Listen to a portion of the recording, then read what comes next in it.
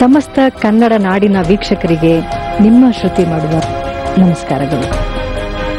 ಪ್ರಿಯ ವೀಕ್ಷಕರೇ, ಇವತ್ತಿನ ವೇಗದ ಬದುಕಿನಲ್ಲಿ ಮನುಷ್ಯ ತನಗೆ ತನ್ನ ಕುಟುಂಬದವರ ಸುಖಕ್ಕೆ ಅಂತ ಹಗಲು ರಾತ್ರಿ ದುಡಿತಾ ವಿಶ್ರಾಂತಿನೇ ತಗೊಳ್ಳದೆ ಹಲವಾರು ರೋಗಗಳಿಗೆ ಕಾರಣ ಆಗ್ತಿದ್ದಾನೆ.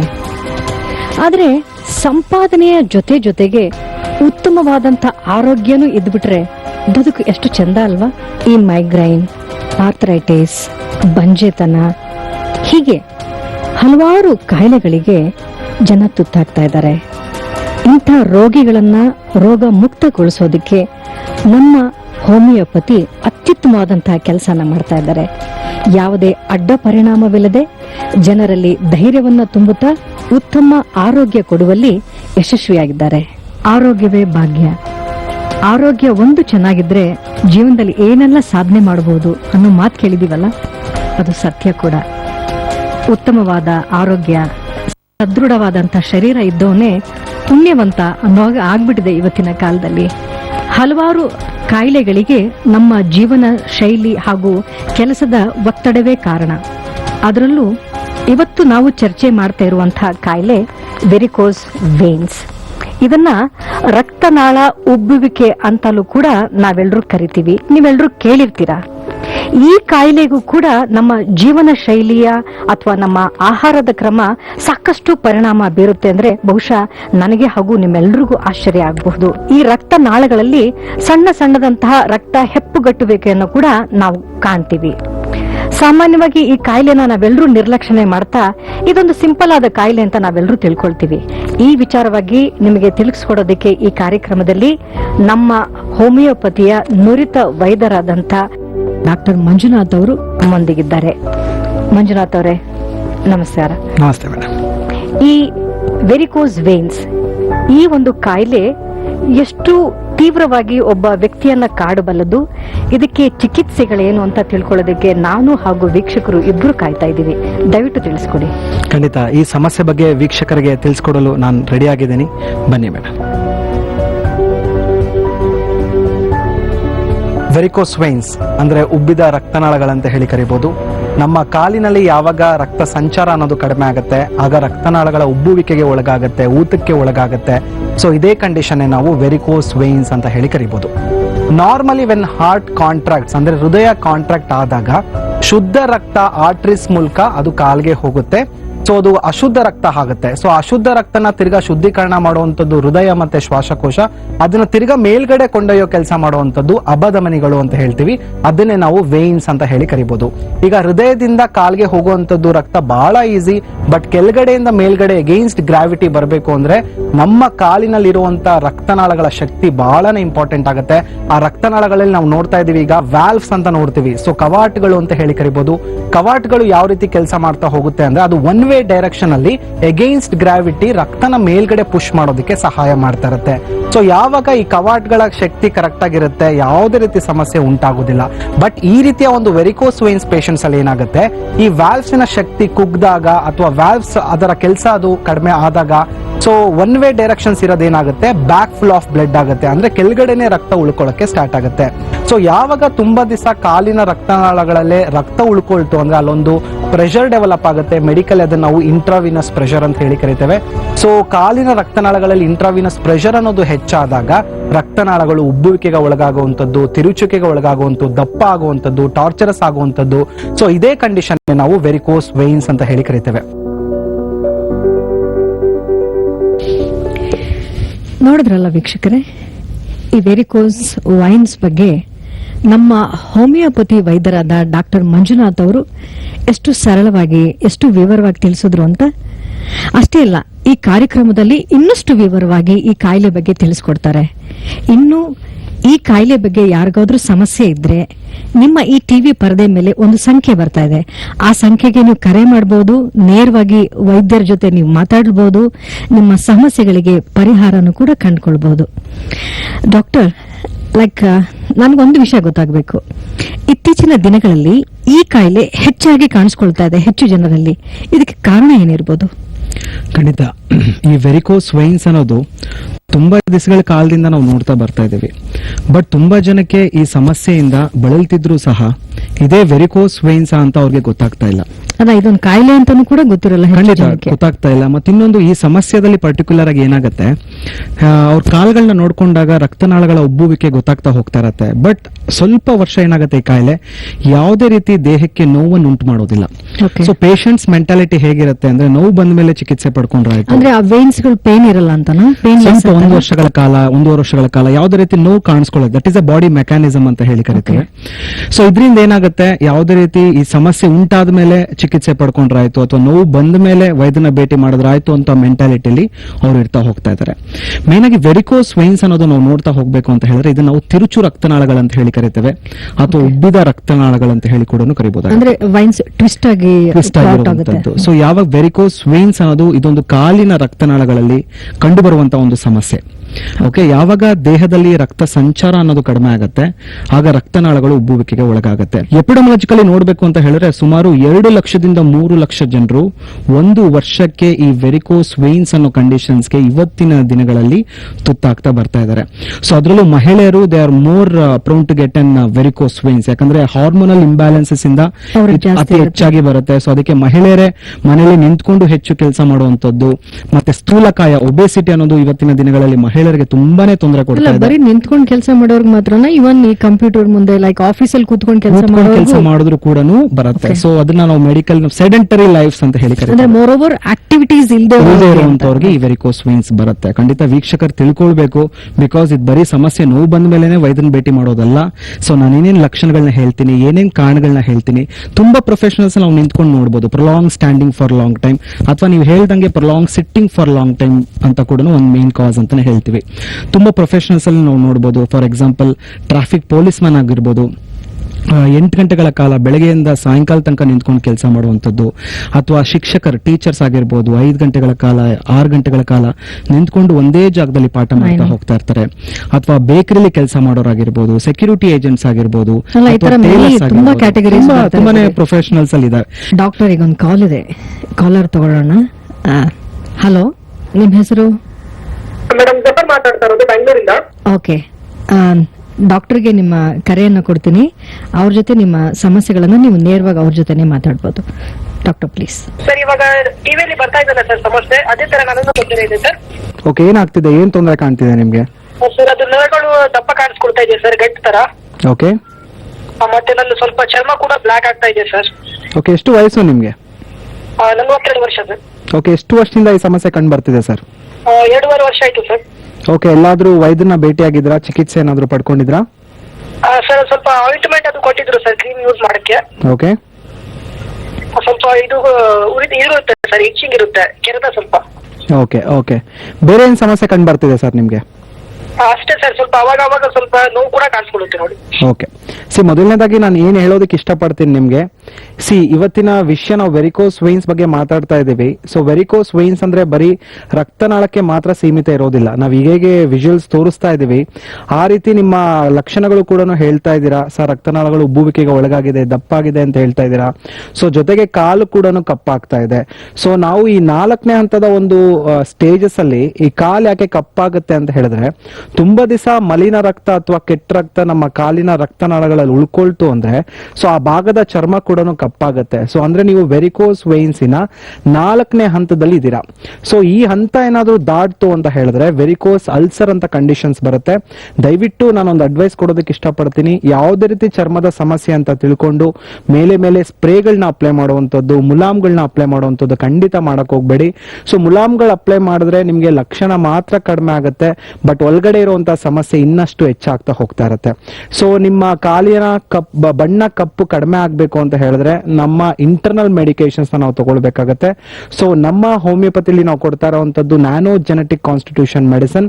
ಸೊ ಈ ಮೆಡಿಕೇಶನ್ಸ್ ಮೂಲಕ ನಿಮ್ಮ ದೇಹದಲ್ಲಿ ಆಗ್ತಾ ಇರುವಂತ ಒಂದು ಸಮಸ್ಯೆ ಕಾರಣ ಅಂತ ಹೇಳಿದ್ರೆ ದೇಹದಲ್ಲಿ ಕಡಿಮೆ ಆಗ್ತಾ ಇರುವಂತ ಒಂದು ರಕ್ತ ಸಂಚಾರ ಅಥವಾ ರಕ್ತ ಚಲನೆ. ಸೊ ಇದನ್ನ ಹೆಚ್ಚು ಮಾಡೋದಕ್ಕೆ ಮಾತ್ರೆಗಳು ಕೊಟ್ಟಾಗ ಸೊ ನಿಮ್ಮ ರಕ್ತನಾಳಗಳ ಉಬ್ಬುವಿಕೆ ಏನಿದೆ ಅದು ಸರಿ ಹೋಗೋದಕ್ಕೂ ಕೂಡ ಅದು ಸಹಾಯ ಆಗುತ್ತೆ. ಸೊ ಜೊತೆಗೆ ಕಪ್ಪು ಕೂಡ ಕಡಿಮೆ ಆಗೋದಕ್ಕೆ ಸಹಾಯ ಆಗುತ್ತೆ. ಓಕೆ ಸರ್, ಒಮ್ಮೆ ಬಂದು ಭೇಟಿ ಮಾಡ್ತೀವಿ. Thank you. ಜಾಫರ್ ಅವರೇ, ಕರೆ ಮಾಡಿದಕ್ಕೆ ಧನ್ಯವಾದಗಳು. ಡಾಕ್ಟರ್ ಜೊತೆ ಮಾತಾಡಿ ನಿಮ್ಗೆ ಸಹಾಯ ಆಯ್ತು ಅಂತ ನಾನು ನಂಬ್ಕೊಳ್ತೀನಿ. Thanks for calling. ಮತ್ತೆ ಒಬೆಸಿಟಿ ಅಂಡ್ ಓವರ್ weight ಅಂದ್ರೆ ಸ್ಥೂಲಕಾಯ, ಬೊಜ್ಜುತನ ಇವತ್ತಿನ ದಿನಗಳಲ್ಲಿ ಎಲ್ಲಾ ರೋಗಕ್ಕೂ ಒಂದು ಮೇನ್ ಕಾರಣ ಅನ್ನೋದು ನಮಗೆ ತಿಳಿದು ಬರ್ತಾ ಇದೆ. ಒಬಿಸಿಟಿ. ಸೊ ಈ ವೆಯ್ಟ್ ಯಾವಾಗ ನಾವು ಪುಟ್ ಆನ್ ಆಗ್ತಾ ಹೋಗ್ತಾ ಇರ್ತೀವಿ ಅಥವಾ ನಮ್ಮಲ್ಲಿ ತೂಕ ಯಾವಾಗ ಹೆಚ್ಚಾಗ್ತಾ ಹೋಗ್ತಾ ಇರುತ್ತೆ, ಅದೇ ಸಾಮಾನ್ಯವಾಗಿ ಒಂದೇ ಕಡೆ ನಿಂತ್ಕೊಂಡ್ರು ವೇಟ್ ಜಾಸ್ತಿ ಆಗ್ತಾರೆ, ಒಂದೇ ಕಡೆ ಕೂತ್ಕೊಂಡ್ರು ವೇಟ್ ಜಾಸ್ತಿ ಆಗ್ತಾರೆ. ಖಂಡಿತ. ಯಾಕಂತ life style should be balance. Definitely ಈ ಪ್ರಾಬ್ಲಮ್ಗೆ ಎಸ್ಪೆಷಲಿ ನಾವು ತಿನ್ನೋ ಆಹಾರ ಪದಾರ್ಥಗಳು ಇಂಪಾರ್ಟೆಂಟ್, ನಮ್ಮ physical activities important. Now days we are going only for A tasty food. ಅಂದ್ರೆ ನಾಲ್ಗೆಗೆ ಏನ್ ಬೇಕೋ ಅದನ್ನ ಮಾತ್ರ ನಾವು ಸೇವನೆ ಮಾಡ್ತಾ ಇದೀವಿ. ದೇಹಕ್ಕೆ ಏನ್ ಬೇಕು, ನಮ್ಮ ಹೃದಯಕ್ಕೆ ಏನ್ ಬೇಕು, ರಕ್ತ ಸಂಚಾರಕ್ಕೆ ಏನ್ ಬೇಕು, ಇಮ್ಯುನಿಟಿ ಪವರ್ ಇಂಪ್ರೂವ್ಮೆಂಟ್ ಆಗೋದಕ್ಕೆ ಏನ್ ಬೇಕು ಅದು ನಾವು ಸೇವನೆ ಮಾಡ್ತಾ ಇಲ್ಲ. ಸೊ ಎಲ್ಲೋ ಒಂದ್ ಕಡೆ ಈ ಕಾಯಿಲೆಗಳನ್ನ ತರಿಸ್ಕೊಳ್ತಾ ಇರೋದು ನಾವೇ ಅಂತ ನಾವು ಕಾರಣವಾಗಿ ಹೇಳ್ಬೋದಾಗತ್ತೆ. ಮೂರನೇದಾಗಿ ಹೇಳುವಂತದ್ದು ನಾವು ಈ ಟ್ರೌಮಾ ಅಂಡ್ ಆಕ್ಸಿಡೆಂಟ್ಸ್ ಅಂತ ಹೇಳಿ ಕರಿತೇವೆ. ಈ ವೆರಿಕೋಸ್ ವೆನ್ಸ್ ಅಲ್ಲಿ ತುಂಬಾ ಜನ ನನ್ನ ಕ್ಲಿನಿಕ್ಸ್ ಅಲ್ಲಿ ನಾವು ಪೇಷಂಟ್ಸ್ ನೋಡಿದೀವಿ. ಯಾವಾಗ ಬಂತು ಅವ್ರಿಗೆ ಅಂತ ಪ್ರಶ್ನೆ ಹಾಕಿದಾಗ, ಸರ್ ನಂಗೆ ಒಂದು 2 ವರ್ಷದಿಂದ ನನಗೆ ಪೆಟ್ಟು ಬಿದ್ದಿತ್ತು ಅಥವಾ ಕಾಲ್ಗೆ ಏಟಾಗಿತ್ತು, ಸೊ ಆಗ ಯಾವುದೇ ರೀತಿ ಸಮಸ್ಯೆ ಕಂಡು ಬರ್ತಾ ಇರ್ಲಿಲ್ಲ, ಬಟ್ ನಂಗೆ 1 ವರ್ಷದ ನಂತರ ಕಾಲ್ ಯಾಕೋ ಕಪ್ಪಾಗ್ತಾ ಇದೆ, ಸೊ ಕಾಲ್ ಊತ ಬರ್ತಾ ಇದೆ, ಕಲರ್ ಕೂಡ ಬದಲಾವಣೆ ಆಗುತ್ತೆ, ಬಣ್ಣದಲ್ಲೂ ಚೇಂಜಸ್ ಆಗ್ತಾ ಹೋಗ್ತಾ ಇರತ್ತೆ. ಯಾಕೆ ಅಂತ ಹೇಳಿದ್ರೆ ಏಟ್ ಬಿದ್ದಾಗ ಅಥವಾ ಪೆಟ್ಟು ಬಿದ್ದಾಗ ಏನಾಗುತ್ತೆ, ಆ ರಕ್ತನಾಳಗಳು ವೇನ್ಸ್ ಅಂತ ಹೇಳ್ತೀವಿ ಅದು ಅಬ್ಸ್ಟ್ರಕ್ಷನ್ ಆಗ್ಬೋದು, ಅಲ್ಲಿ ರಕ್ತ ಹೆಪ್ಪುಗಟ್ಟಬಹುದು, ಕೆಳಗಡೆ ಉಳ್ಕೊಳ್ಳುವಂತ ಒಂದು ರಕ್ತ ಮೇಲ್ಗಡೆ ಸಂಚಾರ ಆಗದೆ ಇರಬಹುದು. ಸೊ ಇದ್ರಿಂದ ಏನಾಗುತ್ತೆ, ಸ್ವಲ್ಪ ದಿನಗಳ ನಂತರ ಈ ವೆರಿಕೋಸಿಟಿ ವೇನ್ಸ್, ವೆರಿಕೋಸಿಟಿ ಅವರಲ್ಲಿ ಕೂಡ ಕಾಣ್ತಾ ಬರ್ಬೋದಾಗತ್ತೆ. ಬರೀ ನಿಂತ್ಕೊಂಡು ಕೆಲಸ ಮಾಡೋರಲ್ಲಿ ಮಾತ್ರ ಅಲ್ಲ, ನಾವೆಷ್ಟೋ ಜನ ಈ middle age group of people, ಮಹಿಳೆಯರಲ್ಲೂ ನನ್ನ ಹೆಚ್ಚಾಗಿ ನಾವು ನೋಡ್ತಾ ಹೋಗ್ತಾ ಇದೀವಿ because of hormonal imbalance. So ಪ್ರತಿಯೊಂದು ಮನುಷ್ಯನ ದೇಹದಲ್ಲಿ ನಾವು ಹಾರ್ಮೋನ್ಸ್ ಅನ್ನೋದು ನೋಡ್ತೀವಿ. ಹಾರ್ಮೋನ್ಸ್ ಪಾತ್ರ ನಮ್ಮ ದೇಹಕ್ಕೆ ಬಹಳನೇ ಇಂಪಾರ್ಟೆಂಟ್. ಸೊ ಎಕ್ಸ್ಪೆಷಲಿ ಈ ರೀತಿಯ ಒಂದು ಮೆನೋಪಾಸಲ್ ಏಜ್ ಅಂತ ಹೇಳ್ತೀವಿ, ಅಥವಾ ಮುಟ್ಟು ನಿಲ್ಲೋ ಸಮಯದಲ್ಲಾಗಿರ್ಬೋದು, ಅಥವಾ ತುಂಬಾ ಜನ ಹುಡುಗಿರು ಇವತ್ತಿನ ದಿನಗಳಲ್ಲಿ ಕಾಂಟ್ರಾಸೆಪ್ಟಿವ್ ಪಿಲ್ಸ್ ಯೂಸರ್ಸ್ ಅಂತ ಹೇಳಿ ಕರಿತೇವೆ. ಅಂದ್ರೆ ಗರ್ಭ ನಿರೋಧಕ ಮಾತ್ರೆಗಳನ್ನ ಸೇವನೆ ಮಾಡ್ತಾ ಹೋಗ್ತಾ ಇರ್ತಾರೆ. ಸೊ ಆರ್ಟಿಫಿಷಿಯಲಿ ಈ ಟ್ಯಾಬ್ಲೆಟ್ಸ್ ಗಳನ್ನ, ಡ್ರಗ್ಸ್ ಗಳನ್ನ ತಗೊಂಡಾಗ ಏನಾಗುತ್ತೆ, ನಮ್ಮಲ್ಲಿ ಹಾರ್ಮೋನಲ್ ಇಂಬ್ಯಾಲೆನ್ಸಸ್ ಅನ್ನೋದು ಆಗುತ್ತೆ. ಎಕ್ಸ್ಪೆಷಲಿ ಈಸ್ಟ್ರೋಜನ್ ಅನ್ನೋ ಹಾರ್ಮೋನು ಏರ್ಪೇರ್ ಆಗೋದ್ರಿಂದ ಇದು ಡೈರೆಕ್ಟ್ ಆಗಿ ವ್ಯಾಲ್ವ್ಸ್ ಅಥವಾ ಕವಾಟ್ಗಳನ್ನ ವೀಕ್ ಮಾಡಕ್ಕೆ ಸ್ಟಾರ್ಟ್ ಮಾಡುತ್ತೆ.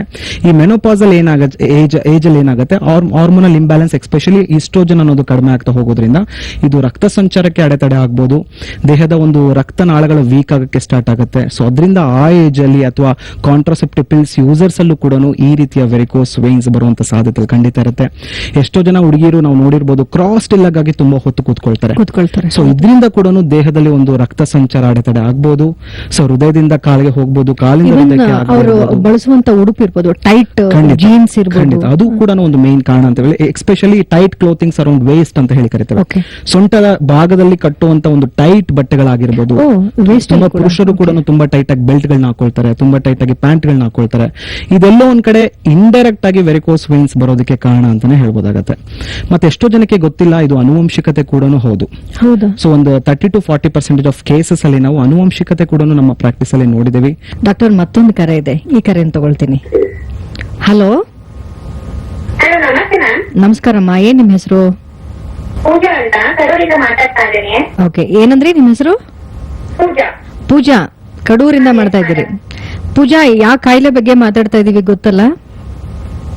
ಗೊತ್ತು ಮೇಡಮ್, ಡಾಕ್ಟರ್ ಹತ್ರ ಮಾತಾಡ್ಬೇಕಿತ್ತು. ಹೌದಮ್ಮ, ಅವ್ರ ಹತ್ರನೇ ಮಾತಾಡಿ. ನನಗೇನ್ ಗೊತ್ತಾ ಕಾಯಿಲೆ ಬಗ್ಗೆ ಹೇಳೋದಕ್ಕೆ, ಡಾಕ್ಟರ್ ಹತ್ರನೇ ಮಾತಾಡಿ. Doctor please. Okay ma'am. Hello hello sir, ನಮಸ್ತೆ. ನಮಸ್ತೆ ಪೂಜಾ ಅವರೇ, ಹೇಳಿ ಏನ್ ಸಮಸ್ಯೆ? ಸರ್, ನನ್ಗೆ ಕಾಲೆಲ್ಲ ನೋವು ಬರ್ತಾ ಇದೆ, ತುಂಬಾ ಭಾರ ಅನಿಸ್ತಾ ಇದೆ, ನಡಿಯಕ್ ಆಗ್ತಾ ಇಲ್ಲ. ಓಕೆ, ಎಷ್ಟು ವಯಸ್ಸು ಪೂಜಾ ಅವರೇ ನಿಮ್ಗೆ? ಸರ್, ನಂಗೆ 53 ವರ್ಷ.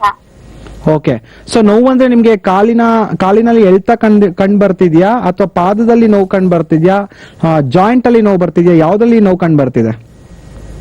ಕಾಲೆಲ್ಲ ನೋವು ಬರ್ತಾ ಇದೆ, ಅದು ನರಗಳ ತರ ಎಲ್ಲ ಕಾಣಿಸ್ತಾ ಇದೆ.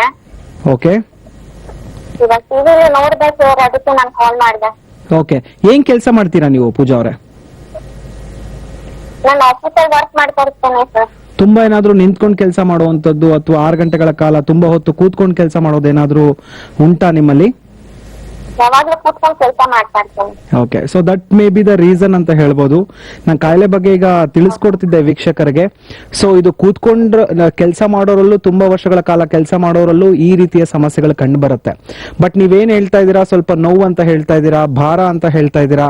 ಸೊ ನಮ್ಮ ಕಾಲಲ್ಲಿ ಯಾವಾಗ ರಕ್ತನಾಳಗಳಲ್ಲಿ ರಕ್ತ ತುಂಬಾ ದಿವಸ ಉಳ್ಕೊಳ್ಳುತ್ತೆ, ನಮ್ ಕಾಲ್ ನಮ್ಗೆ ಭಾರ ಅಂತ ಅನ್ಸುತ್ತೆ. ಎಷ್ಟೋ ಜನ ಇದನ್ನ ನೆಗ್ಲೆಕ್ಟ್ ಮಾಡ್ತಾ ಹೋಗ್ತಾ ಇರ್ತಾರೆ.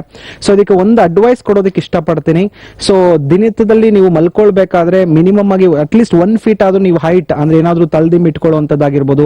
ಮಲ್ಕೊಳ್ಬೇಕಾದ್ರೆ 2 ಕಾಲ್ಗಳನ್ನ ಮೇಲೆತ್ತಿ ನೀವು ಮಲ್ಕೊಳ್ತಾ ಬಂತು ಅಂದ್ರೆ ಬ್ಯಾಕ್ ಫ್ಲೋ ಆಫ್ ಬ್ಲಡ್ ಅಂತ ಹೇಳ್ತೀವಿ. ಸೊ ಅದು ನಿಮ್ಗೆ ಸಹಾಯ ಮಾಡುತ್ತೆ ಅನ್ಕೊಳ್ತೀನಿ. ಸೊ ಜೊತೆಗೆ ಹೋಮಿಯೋಪತಿಕ್ ಮಾತ್ರೆಗಳು ಕೂಡ ನೀವು ಸೇವನೆ ಮಾಡಬೇಕಾಗತ್ತೆ. ಬಿಕಾಸ್ ಇದು ಯಾವಾಗ ಭಾರ ಅಂತ ಹೇಳ್ತಾ ಇದ್ದೀರಾ ಅಂದ್ರೆ ಎಲಾಸ್ಟಿಸಿಟಿ ನಿಮ್ಗೆ ಕಡಿಮೆ ಆಗ್ತಾ ಇದೆ.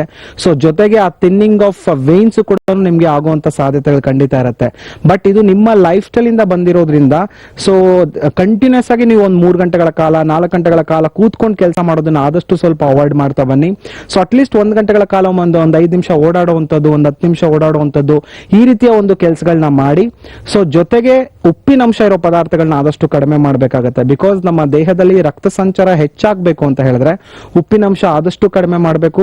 ಸ್ವಲ್ಪ ಫೈಬರ್ ರಿಚ್ ಫುಡ್ಸ್ ನ ಆದಷ್ಟು ಹೆಚ್ಚಿನ ರೀತಿಯಲ್ಲಿ ತಗೊಳ್ಳಿ. ಸೊ ಫೈಬರ್ ರಿಚ್ ಫುಡ್ಸ್ ನ ನಾವು ಓಟ್ಸ್ ಅಲ್ಲಿ ನೋಡಬಹುದು, ಸೊ ನಟ್ಸ್ ಅಲ್ಲಿ ನೋಡಬಹುದು, ಪಲ್ಸಸ್ ಅಲ್ಲಿ ನೋಡಬಹುದು, ಕ್ಯಾರೆಟ್ ಅಲ್ಲಿ ನೋಡಬಹುದು, ನಾನಾ ತರದ ಒಂದು ದಿನನಿತ್ಯದ ಪದಾರ್ಥಗಳಲ್ಲಿ ನಾವು ಈ ಫೈಬರ್ ರಿಚ್ ಫುಡ್ಸ್ ನ ತಗೊಳ್ತಾ ಬರ್ತಾ ಇರ್ತೀವಿ. ಸೊ ಎಲ್ಲಾ ರೋಗಕ್ಕೂ ಮದ್ದೇ ರಾಮಬಾಣ ಅಂತ ನಾವು ಹೇಳೋದಿಲ್ಲ. ಸೊ ಮದ್ದು ಎಷ್ಟರ ಮಟ್ಟಿಗೆ ಹೆಲ್ಪ್ ಮಾಡುತ್ತೆ ಅಷ್ಟೇ ಸಪೋರ್ಟ್ ನಿಮ್ ಕಡೆಯಿಂದನೂ ಇರಬೇಕಾಗತ್ತೆ. ಸೊ ಇದು ಕೂತ್ಕೊಂಡು ನಿಂತ್ಕೊಂಡು ಕೆಲಸ ಮಾಡೋದ್ರಿಂದ ಬಂದಿರೋದ್ರಿಂದ ನಿಮ್ಗೆ ಈ ರೀತಿಯ ಒಂದು ಸಮಸ್ಯೆಗಳು ಕಂಡು ಬರ್ತಾ ಇದೆ. ಪೂಜಾ ಅವರೇ, ನಿಮ್ಮ ಎಲ್ಲಾ ಪ್ರಶ್ನೆಗಳಿಗೆ ಉತ್ತರ ಸಿಕ್ಕಿದೆ ಅಂತ ನಾನು ನಂಬ್ತೀನಿ.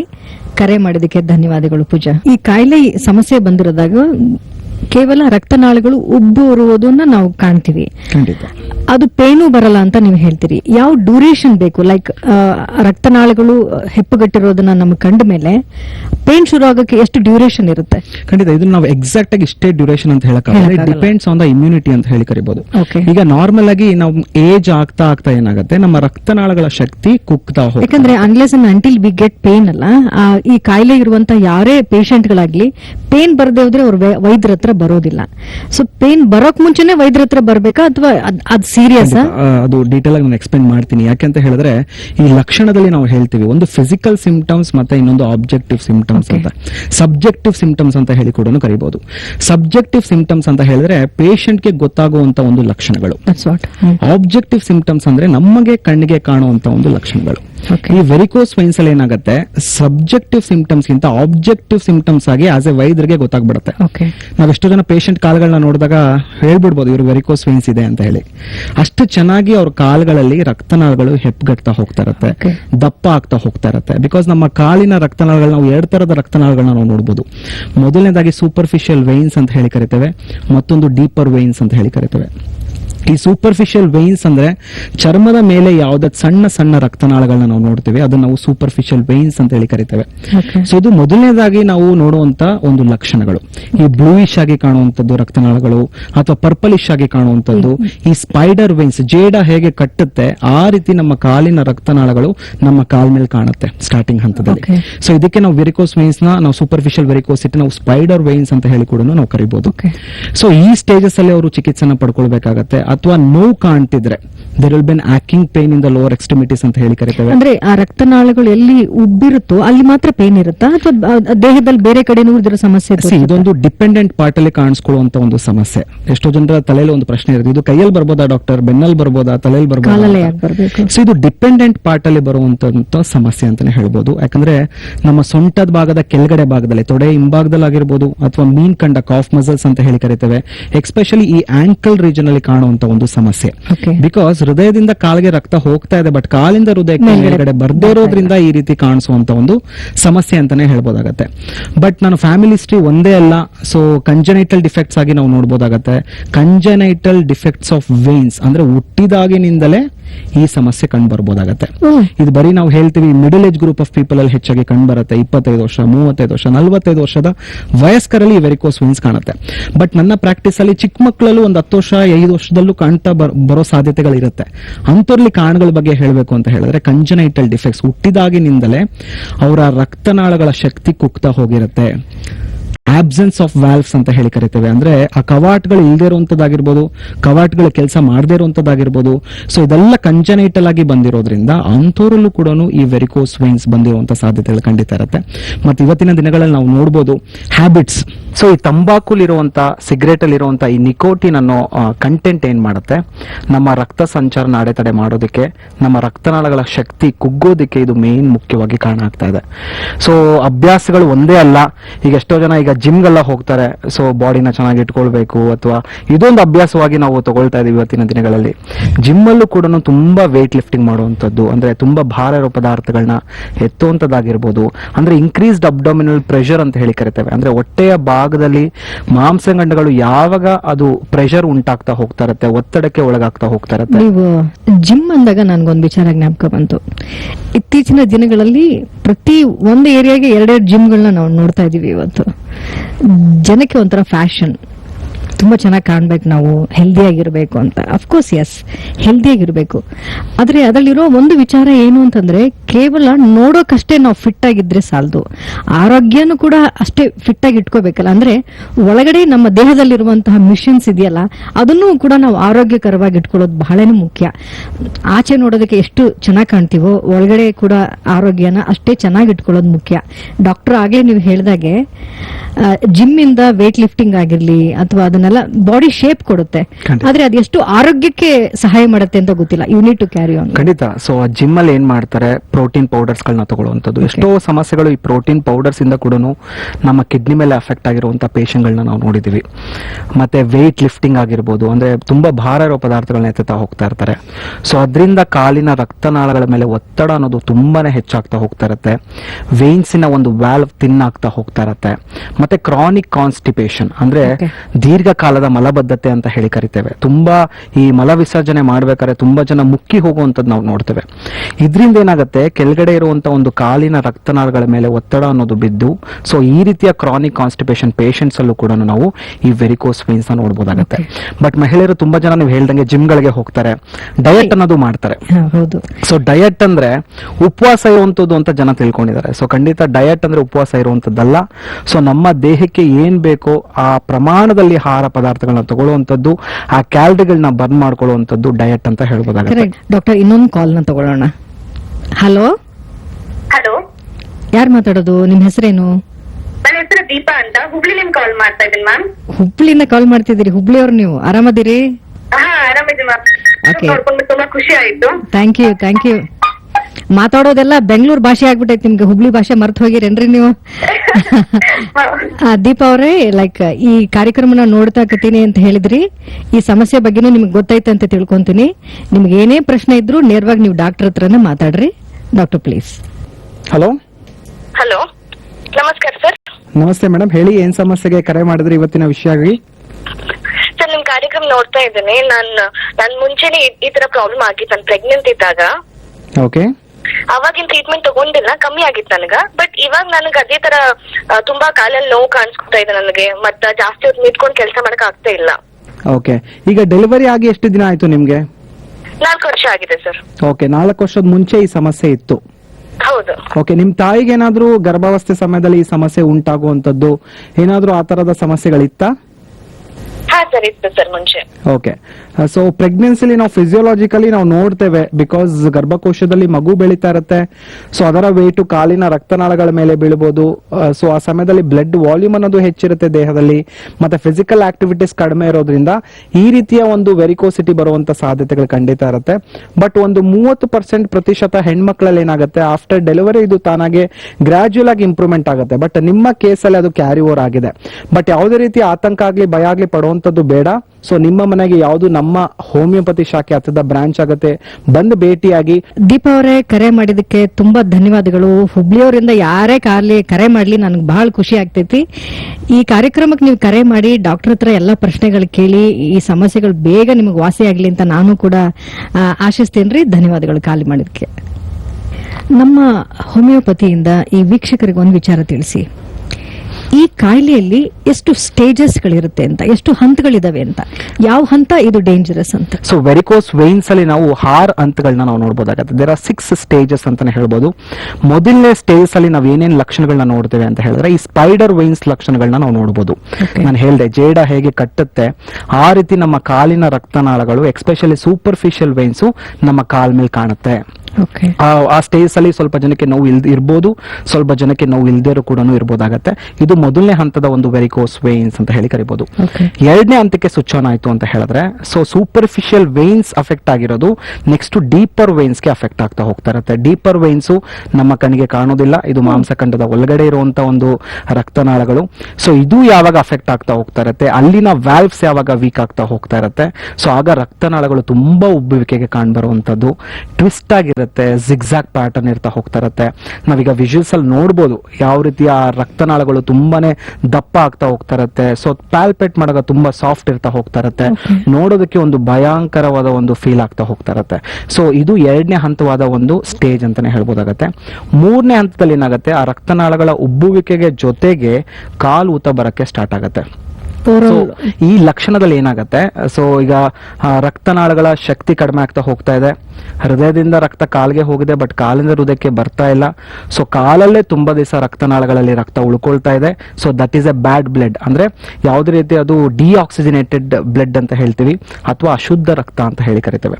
ತುಂಬಾ ದಿವಸ ನಮ್ಮ ಕಾಲಲ್ಲಿ ಅಶುದ್ಧ ರಕ್ತ ಉಳ್ಕೊಳ್ತು ಅಂದ್ರೆ ಈ ರೀತಿಯ ಕಾಲು ಊತ ಬರುವಂತದ್ದು, ಪಿಟ್ಟಿಂಗ್ ಎಡಿಮಾ ಅಂತ ಹೇಳ್ತೀವಿ, ಪಾದದಲ್ಲಿ ಊತ ಕಂಡು ಬರುವಂತದ್ದು, ಅಥವಾ ಇಡೀ ಈ ಮಂಡಿಯ ಕೆಳಗಡೆ ಭಾಗದಲ್ಲಿ ಊತ ಕಂಡು ಬರುವಂತದ್ದು, ರೆಡ್ನೆಸ್ ಕಾಣುವಂತದ್ದು, ಮುಟ್ಟದಾಗ ತುಂಬಾ ಹೀಟ್ ಇರುತ್ತೆ, ಟೆಂಪರೇಚರ್ ವೇರಿಯೇಷನ್ಸ್ ನಾವು ನೋಡ್ತಾ ಹೋಗ್ಬೋದಾಗತ್ತೆ.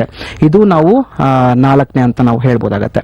ಸೊ ಈ 5ನೇ ಹಂತ 6ನೇ ಹಂತದಲ್ಲಿ ಏನಾಗುತ್ತೆ, ಸೊ ಈ ವೆರಿಕೋಸ್ ಅಲ್ಸರ್ ಈಗ ಯಾವಾಗ ಇದು ಕಾಲು ಊತ ಬರಕ್ಕೆ ಸ್ಟಾರ್ಟ್ ಆಗುತ್ತೆ, ನೆಕ್ಸ್ಟ್ ಕಾಲು ರಕ್ತನಾಳಗಳಲ್ಲಿ ಯಾವಾಗ ರಕ್ತ ಉಳ್ಕೊಳ್ಳುತ್ತೆ ಆ ಭಾಗದ ಚರ್ಮ ಕೂಡ ಕಪ್ಪಾಗಕ್ಕೆ ಸ್ಟಾರ್ಟ್ ಆಗುತ್ತೆ.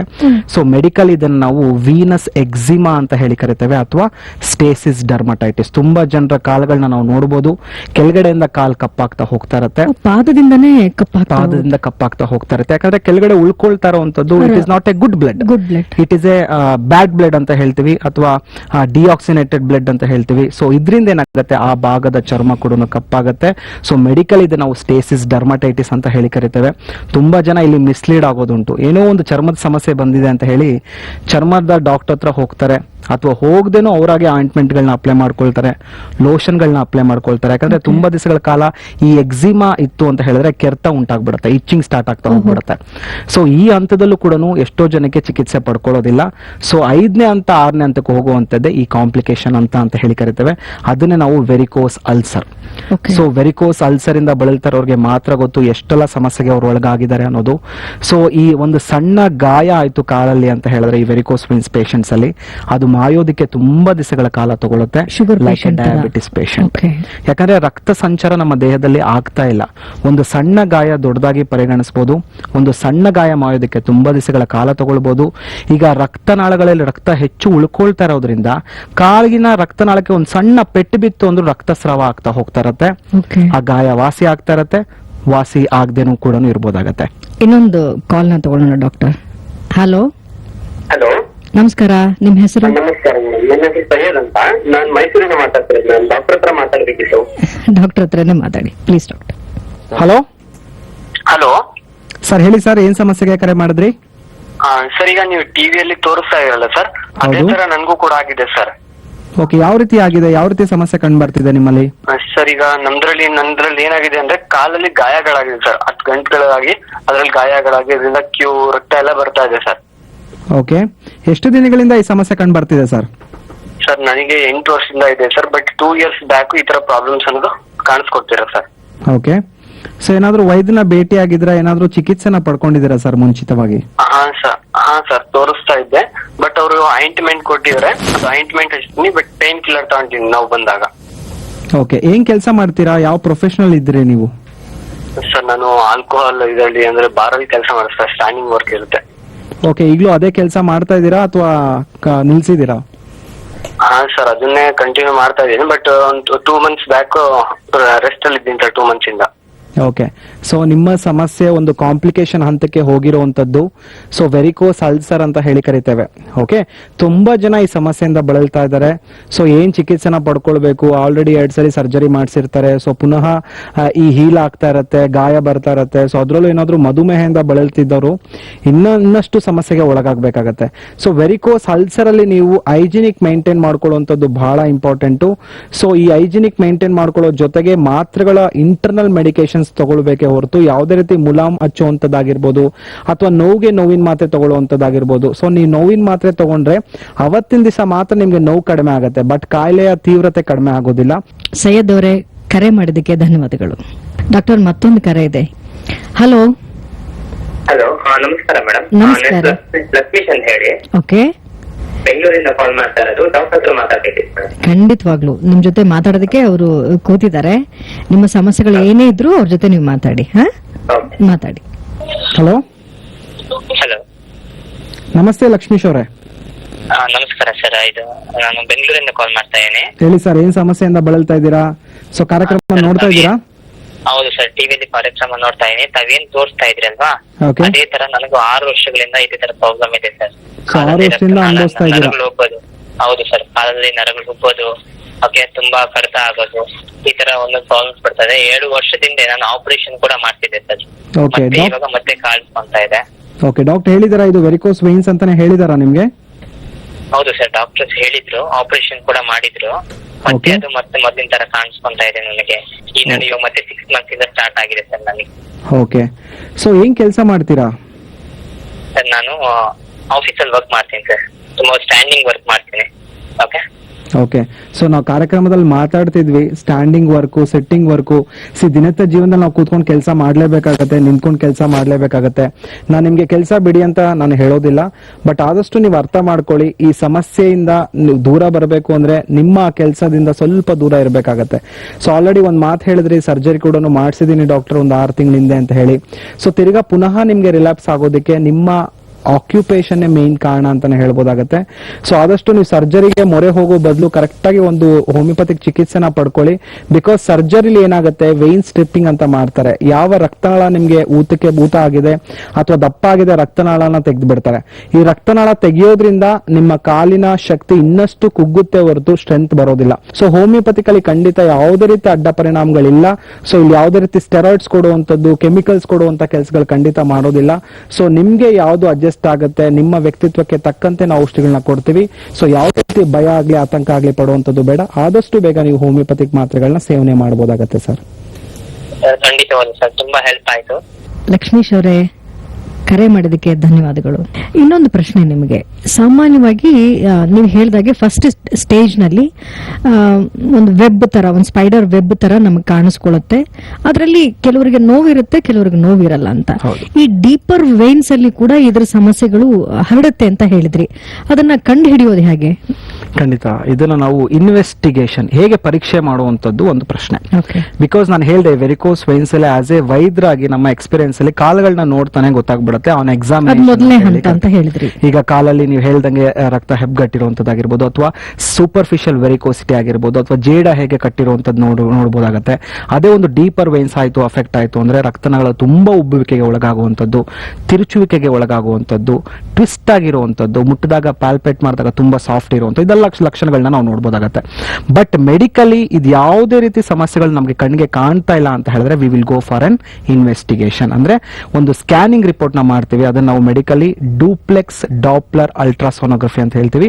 ಸಾಮಾನ್ಯವಾಗಿ ಒಂದು ಡಾಪ್ಲರ್ ಸ್ಕ್ಯಾನ್ ಅಂತ ಹೇಳಿ ಕರಿತೇವೆ.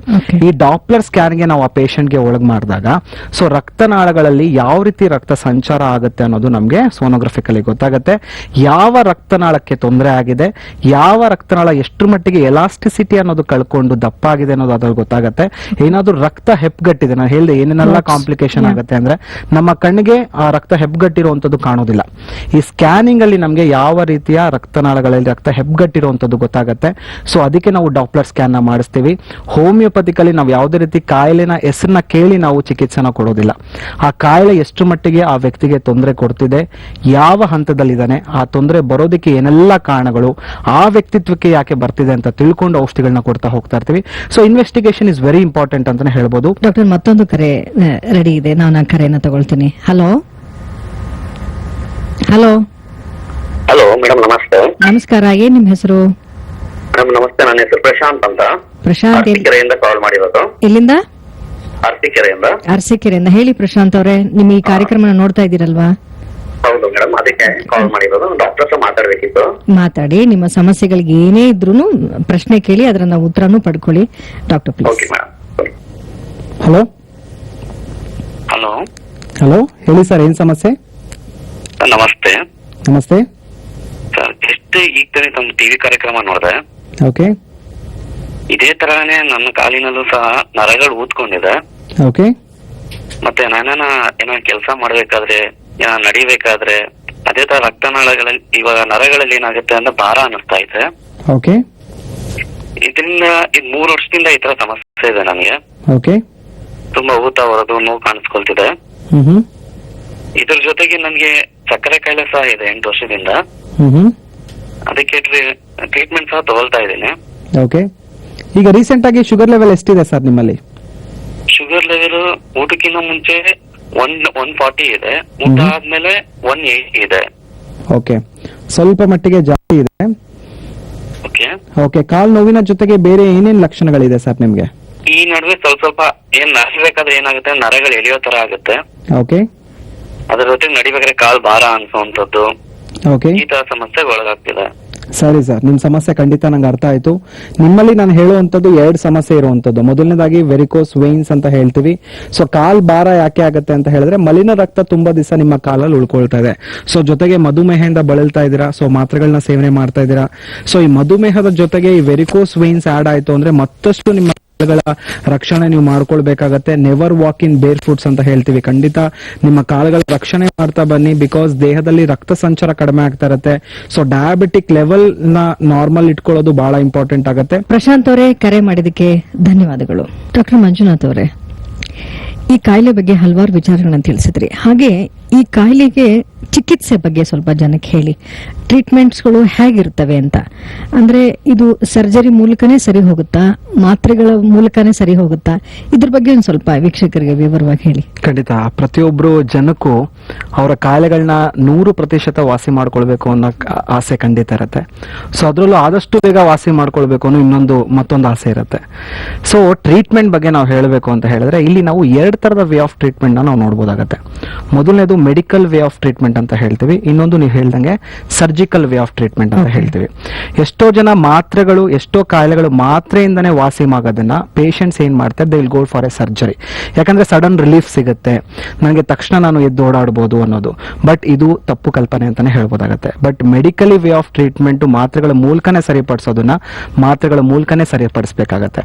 ಸೊ ಹೋಮಿಯೋಪತಿಕಲಿ ನಾವು ನೋಡುವಂಥದ್ದು advanced nano genetic constitution medicines ಅಂತ ಹೇಳಿ ಕರಿತೇವೆ. ನಮ್ಮ ಹೋಮಿಯೋಪತಿಲಿ ಕೊಡುವಂಥದ್ದು ನಾವು ನ್ಯಾನೋ ಜೆನೆಟಿಕ್ ಕಾನ್ಸ್ಟಿಟ್ಯೂಷನ್ ಮೆಡಿಸಿನ್ ಅಂತ ಹೇಳಿ ಕರಿತೇವೆ. ಅಂದ್ರೆ ಆ ವ್ಯಕ್ತಿತ್ವಕ್ಕೆ ತಕ್ಕಂತೆ ಔಷಧಿಗಳನ್ನ ನಾವು ರೆಡಿ ಮಾಡಬೇಕಾಗತ್ತೆ. ಸೊ ಆ ವ್ಯಕ್ತಿತ್ವ ಅಂತ ಹೇಳಿದ್ರೆ ಅವರ ಮೆಂಟಲ್ ನೇಚರ್ ಆಗಿರ್ಬೋದು, ಫಿಸಿಕಲ್ ನೇಚರ್ ಆಗಿರ್ಬೋದು, ಎಮೋಷನಲ್ ಪೆಥಾಲಜಿ ಆಗಿರ್ಬೋದು. ನೀವು ಹೋಮಿಯೋಪತಿಕ್ ಡಾಕ್ಟರ್ನ ನೋಡಿದ್ರೆ ತುಂಬಾ ಜನ ಹೇಳ್ತಾರೆ ತುಂಬಾ ಡೀಟೇಲ್ ಕೇಸ್ನ ತಗೋತಾರೆ ಡಾಕ್ಟರ್ ಅಂತ. ಯಾಕೆ ಡೀಟೇಲ್ ಕೇಸ್ಗಳನ್ನ ನಾವು ತಗೊಳ್ತೀವಿ ಅಂದ್ರೆ ಪ್ರತಿಯೊಂದು ಮನುಷ್ಯ ಇಂಡಿವಿಜುವಲಿಟಿ ಆಗಿ ಇರ್ತಾನೆ. ಅಂದ್ರೆ ಪ್ರತಿಯೊಂದು ವ್ಯಕ್ತಿಗೂ ಇನ್ನೊಂದು ವ್ಯಕ್ತಿ ವಿಭಿನ್ನ ಇದ್ದೇ ಇರ್ತಾನೆ. ಆ ಕಾಯಿಲೆಗಳ ಲಕ್ಷಣ ಒಂದೇ ಇದ್ರೂ ಸಹ, ಆ ಕಾಯಿಲೆಗಳ ತೀವ್ರತೆ ಒಂದೇ ಇದ್ರೂ ಸಹ, ಕಾಯಿಲೆ ಹಿಂದಿನ ಕಾರಣಗಳು ಒಂದೇ ಇದ್ರೂ ಸಹ ವ್ಯಕ್ತಿತ್ವಕ್ಕೆ ತಕ್ಕಂತೆ ಆ ಕಾಯಿಲೆಗಳು ಮ್ಯಾಚ್ ಆಗ್ತಾ ಹೋಗ್ತಾ ಇರುತ್ತೆ. ಸೊ ಈ ಕಾಯಿಲೆಯ ವ್ಯಕ್ತಿತ್ವಕ್ಕೆ ತಕ್ಕಂತೆ ನಮ್ಮ ಮಾತ್ರೆಗಳು ಕೆಲಸ ಮಾಡಬೇಕಾಗತ್ತೆ.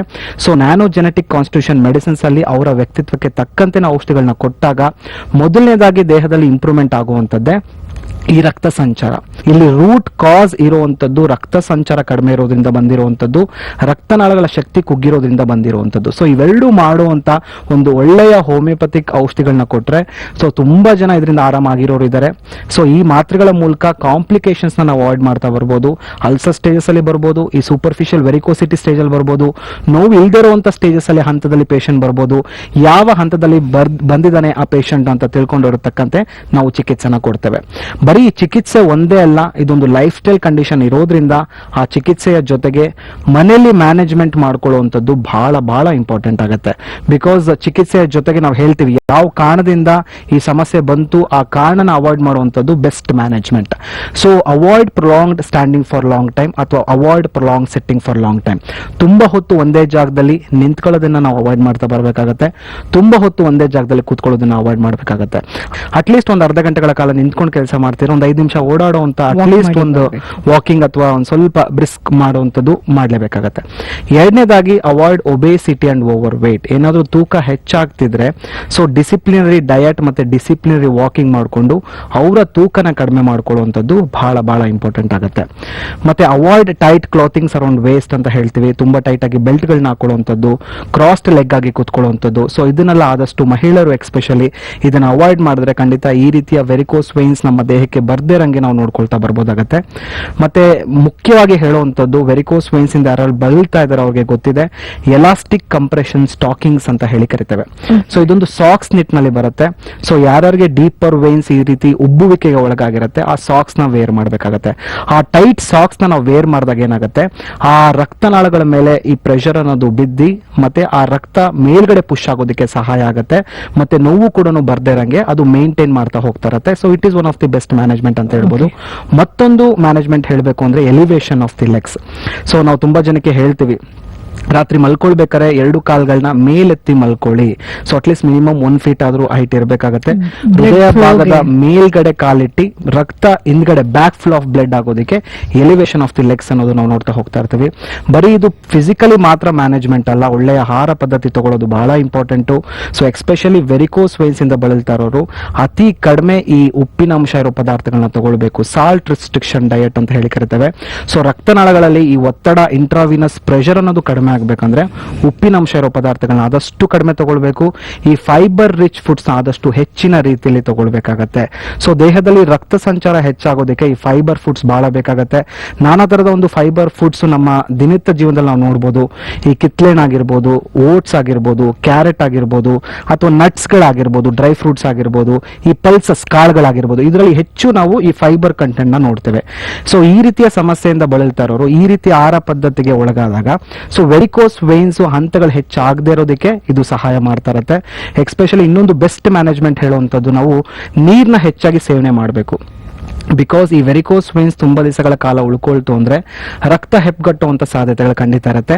ಸೊ ಈ ತರದ ವ್ಯಕ್ತಿಗಳು ಡೈಲಿ 4 ರಿಂದ 5 ಲೀಟರ್ ಆಫ್ ನೀರ್ನ ಸೇವನೆ ಮಾಡಿದ್ರೆ ಆ ರಿಸ್ಕ್ ಫ್ಯಾಕ್ಟರ್ ನಾವು ಕಡಿಮೆ ಮಾಡ್ತಾ ಬರ್ಬೋದಾಗತ್ತೆ. ಮತ್ತೆ beetroot juice is very very important. ಯಾಕಂದ್ರೆ ನಾವು ಬೀಟ್ರೂಟ್ ಅಲ್ಲಿ ನಾವೇನ್ ಕಾಡ್ತೀವಿ, ಈ ನೈಟ್ರೇಟ್ಸ್ ಅನ್ನೋದು ನಾವು ನೋಡ್ತೀವಿ. ಈ ನೈಟ್ರೇಟ್ಸ್ ಏನ್ ಮಾಡುತ್ತೆ, ನಮ್ಮ ದೇಹದಲ್ಲಿ ರಕ್ತ ಸಂಚಾರ ಹೆಚ್ಚಾಗೋದಕ್ಕೆ, ಎಲಾಸ್ಟಿಸಿಟಿನ ಇಂಪ್ರೂವ್ಮೆಂಟ್ ಮಾಡೋದಕ್ಕೆ ಬಹಳನೇ ಸಹಾಯ ಮಾಡುತ್ತೆ. ಸೊ ಯಾರ್ಯಾರು ವೆರಿಕೋಸ್ ವೈನ್ಸ್ ಇಂದ ಬಳಲ್ತಾ ಇದ್ದಾರೆ ಡೈಲಿ ಅರ್ಧ ಗ್ಲಾಸ್ ಆಫ್ ಬೀಟ್ರೂಟ್ ಜ್ಯೂಸ್ ನ ತಗೊಳ್ಳುವಂಥದ್ದು, ಫೈಬರ್ ರಿಚ್ ಫುಡ್ಸ್ ನ ತಗೊಳ್ಳುವಂಥದ್ದು, ಈ ರೀತಿಯ ಒಂದು ಬೆಸ್ಟ್ ಮ್ಯಾನೇಜ್ಮೆಂಟ್ ಮಾಡಿದ್ರೆ ಖಂಡಿತ ಯಾವುದೇ ರೀತಿ ಸಮಸ್ಯೆ ಉಂಟಾಗೋದಿಲ್ಲ. ಸೊ ಸಮಸ್ಯೆಗಳು ಉಂಟಾಗ್ತಾ ಇದೆ, ಲಕ್ಷಣಗಳು ಕಂಡು ಬರ್ತಿದೆ ಅಂದ್ರೆ ಖಂಡಿತ ಹೋಮಿಯೋಪತಿಕ್ ವೈದ್ಯನ ಭೇಟಿ ಆಗ್ಬೇಕಾಗತ್ತೆ.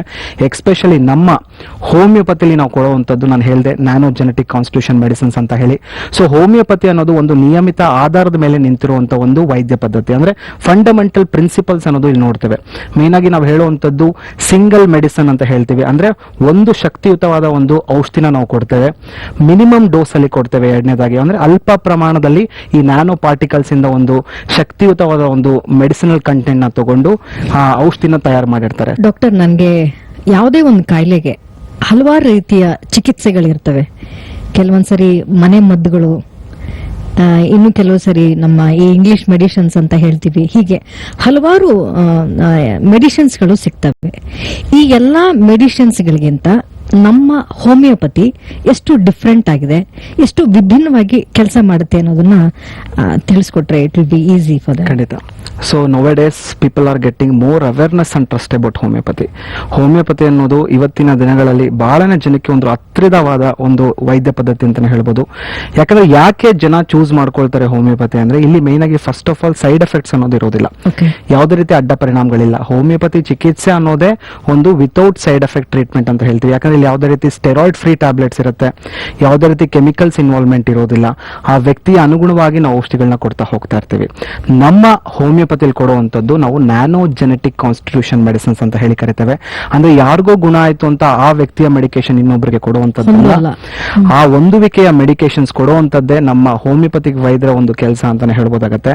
ಅದನ್ನ ತಿಳ್ಕೊಳ್ಬೇಕು ಅಂದ್ರೆ ನಾವು ಡೀಟೇಲ್ ಕೇಸ್ಗಳನ್ನ ತಗೊಳ್ಬೇಕು. ಆ ವ್ಯಕ್ತಿಗೆ ಯಾಕೆ ಆ ವೆರಿಕೋಸ್ ವೈನ್ಸ್ ಬಂತು, ಅದಕ್ಕೆ ಹಿಂದಿನ ಕಾರಣಗಳೇನು, ಅವನ ಅವನ ಮೆಂಟಲ್ ನೇಚರ್ ಏನು, ಫಿಸಿಕಲ್ ನೇಚರ್ ಏನು, ತಿನ್ನೋದಕ್ಕೆ ಏನು ಇಷ್ಟಪಡ್ತಾನೆ, ಚಳಿಗಾಲ ಇಷ್ಟಪಡ್ತಾನ, ಬೇಸಿಗೆ ಇಷ್ಟಪಡ್ತಾನ, ನಾನಾ ತರದ ಒಂದು ಪ್ರಶ್ನೆಗಳಿಗೆ ಆ ವ್ಯಕ್ತಿಗೆ ಒಳಮಾಡಿ ಸೊ ಆ ಉತ್ತರದಿಂದ ಬರುವಂತ ಒಂದು ಲಕ್ಷಣ ಮತ್ತೆ ಕಾಯಿಲೆ ಹಿಂದಿನ ಕಾರಣಗಳನ್ನ ತಿಳ್ಕೊಂಡು ಔಷಧಿಗಳನ್ನ ಕೊಡ್ತಾ ಹೋಗ್ತಾ ಇರ್ತೀವಿ.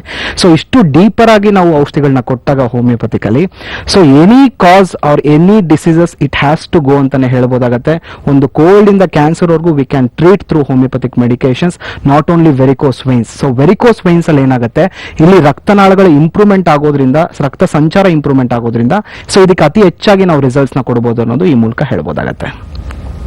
ಡಾಕ್ಟರ್, ಹಲವಾರು ಅಮೂಲ್ಯವಾದ ವಿಚಾರಗಳನ್ನ ನೀವು ಪ್ರೇಕ್ಷಕರ ಜೊತೆ ಹಂಚಿಕೊಂಡಿದ್ದಕ್ಕೆ ನಿಮಗೆ ಧನ್ಯವಾದಗಳು. ನಮಸ್ತೆ. ನೋಡಿದ್ರಲ್ಲ ವೀಕ್ಷಕರೇ, ನಮ್ಮ ಹೋಮಿಯೋಪತಿಯಲ್ಲಿ ರೋಗವನ್ನು ಗುಣಪಡಿಸಲೆಂದೇ ದೇಶಾದ್ಯಂತ 50ಕ್ಕೂ ಹೆಚ್ಚು ಶಾಖೆಗಳಲ್ಲಿ ಆರೋಗ್ಯವನ್ನು ಸುಧಾರಣೆ ಮಾಡುವಲ್ಲಿ ಪ್ರಮುಖ ಪಾತ್ರವನ್ನು ವಹಿಸ್ತಾ ಇದೆ. ನಮ್ಮ ಹೋಮಿಯೋಪತಿಯಲ್ಲಿ ಹಲವಾರು ಜನ ಇದರಿಂದ ಉಪಯೋಗವನ್ನು ಪಡೆದು ದೇಶಾದ್ಯಂತ ಲಕ್ಷಾಂತರ ಜನ ಗುಣಮುಖರಾಗಿದ್ದಾರೆ.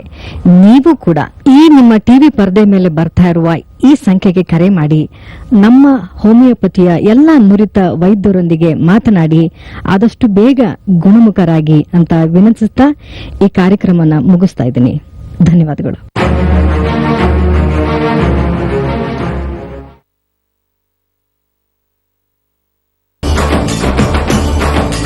ಯೋಗವನ ಬೆಟ್ಟದಲ್ಲಿ ಬಹುತೇಕ ಕಾಯಿಲೆಗಳಿಗೆ ನಿಮ್ಮ ಯಾವುದೇ ತಜ್ಞ ಡಾಕ್ಟರ್ಗಳು ಕೂಡ ಇದಕ್ಕೆ ಔಷಧಿ ಇಲ್ಲ ಅಂದ್ರೆ ಯೋಗವನ ಬೆಟ್ಟದಲ್ಲಿ ಒಮ್ಮೆ ವಿಚಾರಿಸಿ. ಜೀವನದಲ್ಲಿ ಒಮ್ಮೆ ಯೋಗವನ ಬೆಟ್ಟ ಅಂತ ತಾವೇ ಗಾದೆಯನ್ನ ಕಂಡಿಡ್ದಿದ್ದೀರಾ, ತಾವೇ ಆ ಗಾದೆಯನ್ನ ಅನುಚಾನವಾಗಿ ವೈರಲ್ ಮಾಡಿಬಿಟ್ಟಿದ್ದೀರಾ ಅಂತದ್ರಲ್ಲಿ ತಾವು ಉಪಯೋಗಿಸ್ಕೊಳ್ಳೋದು ಬಿಡೋದು ತಮಗೆ ಸೇರಿದಂತ ವಿಷಯ. ಯೋಗವನ ಬೆಟ್ಟ ಒಂದು ಸೇವಾ ಸಂಸ್ಥೆ. ಇಲ್ಲಿ ಅನೇಕ ಕಾಯಿಲೆಗಳಿಗೆ ಯಾವುದೇ ವೈದ್ಯರು ಔಷಧಿ ಇಲ್ಲ ಅಂದ್ರೂ ಕೂಡ ಔಷಧಿ ಸಿಗುವಂತ ಏಕಮೇವ ಸ್ಥಳ ಅಂದ್ರೆ ಅದು ಯೋಗವನ ಬೆಟ್ಟ.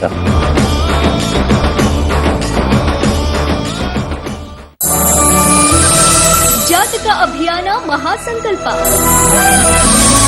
ನಮ್ಮ ಧಾರ್ಮಿಕ ಸಂಸ್ಥೆಯ ಅಡಿಯಲ್ಲಿ ನಿಮ್ಮ ಜಾತಕ ಬರೆಸಿಕೊಂಡಲ್ಲಿ ಸ್ವತಃ